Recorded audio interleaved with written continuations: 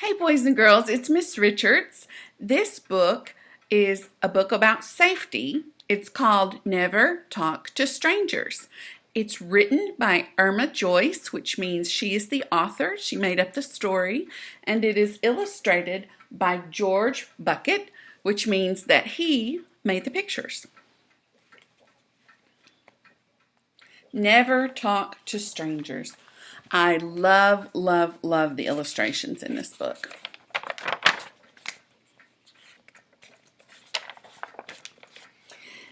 If you are hanging from a trapeze and up sneaks a camel with bony knees, remember this rule, if you please. Never talk to strangers. If you are shopping in a store and a spotted leopard leaps through the door, don't ask him what he's shopping for. Never talk to strangers. If the doorbell rings and standing there is a grouchy, grumbling grizzly bear, don't open the door. Mom won't care. Never talk to strangers. Ooh, that's a good point.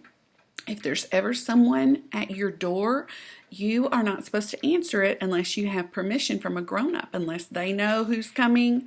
Otherwise, they need to be the one to open the door. If you are in the park for a walk and out of a cloud parachutes a hawk, unless you know his name, don't talk. Never talk to strangers.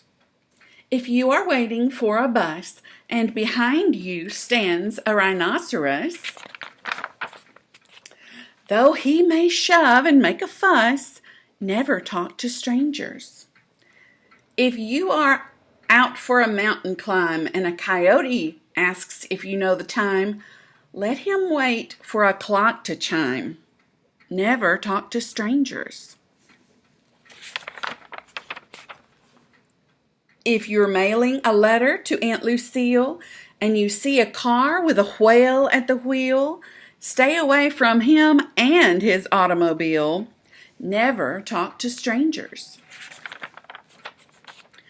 If you are riding your bike at noon and you see a bee with a bass bassoon, that's a musical instrument. Don't stop to ask the name of his tune.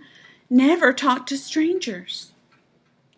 If you are swimming in a pool and a crocodile begins to drool, paddle away and repeat this rule. Never talk to strangers. But if your father introduces you to a roly-poly kangaroo, say politely, "How do you do?" That's not talking to strangers because your family knows her. If your teacher says she'd like you to meet a lilac llama who's very sweet, invite her over and serve a treat. That's not talking to strangers because your teacher knows her. If a pal of yours you've always known brings around a prancing roan, welcome him in a friendly tone. That's not talking to strangers because your friend knows him.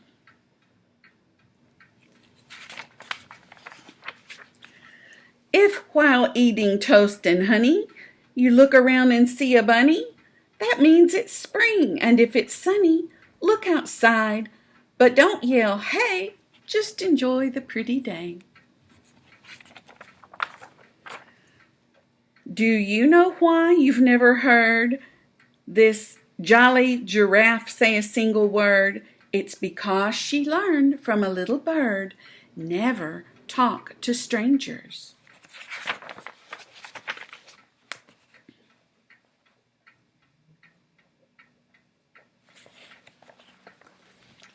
Okay, boys and girls, I hope you enjoyed the book, Never Talk to Strangers.